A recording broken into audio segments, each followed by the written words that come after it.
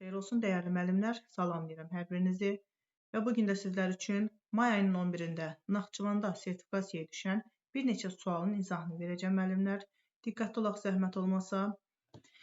Deməli, sual belə olubdur. Bu iş üsulunun tətbiqi zamanı şagirdlər bir-birlərindən zəif və güclü tərəflərini öyrənirlər. Şagirdlərdə yoldaş qiymətləndirməsi etikası formalaşır. Sualın variantlarına baxmamışdan əvvəl müəllimlər, diqqətinizi nəyə yönəltmək istəyirəm? Sualı 2 dəfə oxuyun. Sualı 2 dəfə oxuyun ki, sualda nə soruşulduğu, yəni açar məqamlar diqqətinizi çəksin. Diqqətli olsanız görərsiniz ki, burada nə var? Deyir, bu iş üsulunun tətbiqi zamanı şagirdlər bir-birlərindən zəif və ya güclü tərəflərini öyrənə bilirlər. Və şagirdlərdə yoldaş qiymətləndirməsi etikası formalaşdırır.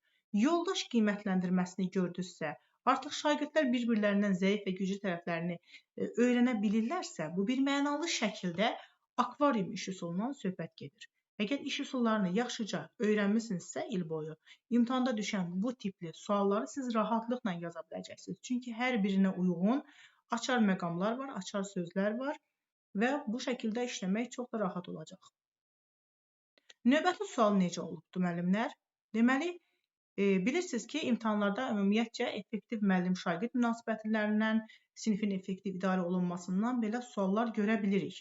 Və növbəti bir sualımız bu şəkildə olub ki, effektiv müəllim-şagird münasibətləri ilə bağlı verilən fikirlərdən biri doğru deyil. Baxın, sizdən doğru deyil, doğru olmayan fikri soruşur. Diqqətlə oxuyandan sonra variantlarımıza keçirik. Görün, hansı doğru deyil.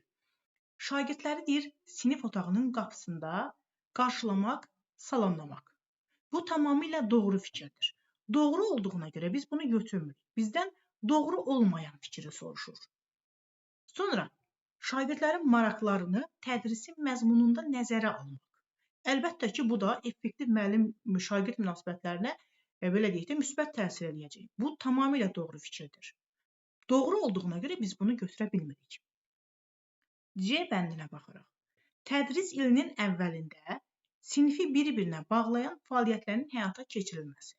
Bəli, bu da effektiv müəllim-şagird münasibətlərində ön plandadır. Sonra, D bəndinə baxırıq müəllimlər. D bəndinə baxırıq.